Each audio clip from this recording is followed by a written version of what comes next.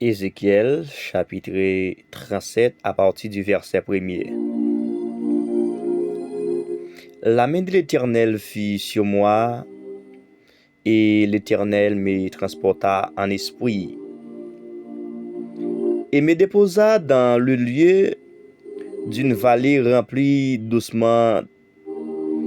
Il me fit passer auprès d'eux tout autour, et voici, ils étaient forts et nombreux. Alors, à la surface de la vallée, et il était complètement sec. Il me dit, Fils de l'homme, ces eaux pourront-ils vivre? J'ai répondu, Seigneur éternel, tu le sais. Il me dit, prophétise sur ces eaux et dis-leur, ossements desséchés, écoutez la parole de l'Éternel. Ainsi parle le Seigneur, l'Éternel à ces eaux. Voici, je vais faire entrer en vous un esprit et vous vivrez. Je vous donnerai des nerfs, je ferai croître sur vous de la chair. Je vous couvrirai de peau, je mettrai en vous un esprit et vous vivrez. Et vous saurez que je suis l'Éternel. J'ai prophétisé selon l'ordre que j'avais reçu. Et comme je prophétisais, et il y eut un bruit, et voici, fit un mouvement, et les eaux s'approchèrent les uns des autres. Je regardai, et voici, il leur vint des nerfs, la chair cuit, la peau les couvrit par-dessus, mais il n'y avait point en eux d'esprit. Waouh! Il n'avait point en eux de l'esprit. Gloire à Jésus.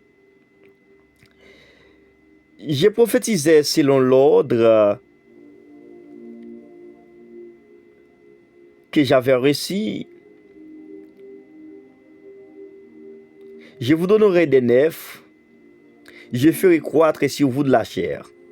Je vous couvrirai de peau, je mettrai en vous un esprit et vous vivrez.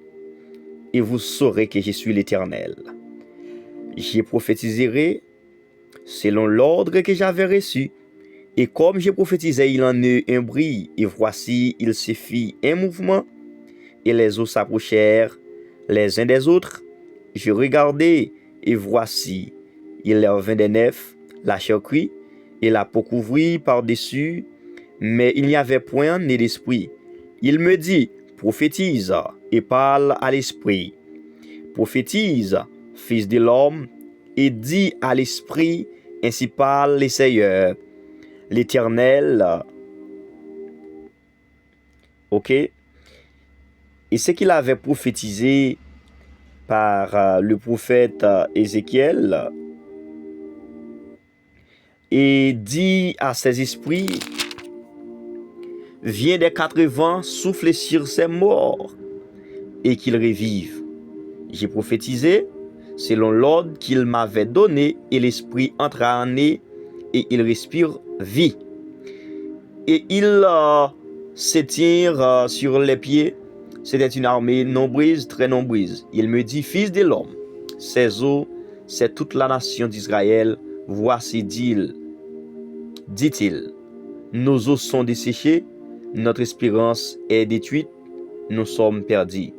Prophétise donc, et dis-leur, ainsi parle l'Éternel, voici, j'ouvrirai vos sépulcres, je vous ferai sortir de vos sépulcres, ô mon peuple, et je vous ramènerai dans le pays d'Israël. Et vous saurez que je suis l'Éternel. Mes frères et sœurs, et que la paix et la grâce de Dieu soient sur chacun de nous. Eh bien, son plaisir pour nous-mêmes, pour nous capables avec vous dans leur ça.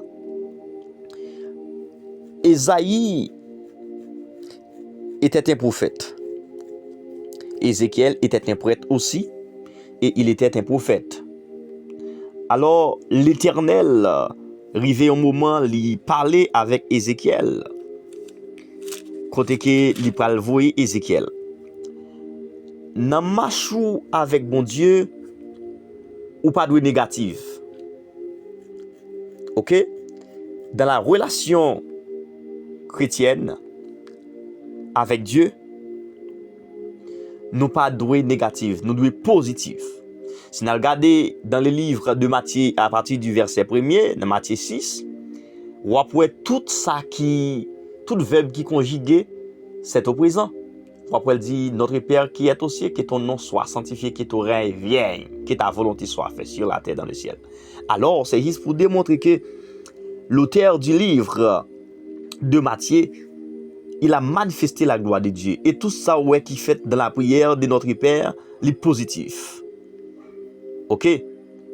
C'est même tout dans marche avec mon Dieu, puis quand j'aime rabaisser tête tout. À chaque bagaille pour mon Dieu faire, soit dans l'Ancien et le Nouveau Testament, il a toujours besoin d'un homme pour la manifester sa gloire. Dans le cas de Moïse, étant que libérateur, quoi qu'il n'avait pas accompli, eh bien, et ça qu'il devait accomplir envers le peuple Israël là, parce que le peuple Israël, c'est ton peuple là, qui était encore, au moment où il était dans la captivité, il était négatif, il était gagné un low self-esteem, c'est-à-dire que il était gagné une faible estime. Faible estime n'est capable de briver, mais faut essayer à partir de ça, on dirait, même lorsque ou est réalité, même là, en face de la positivité, par rapport à ça, on dirait, ou après c'est la négativité.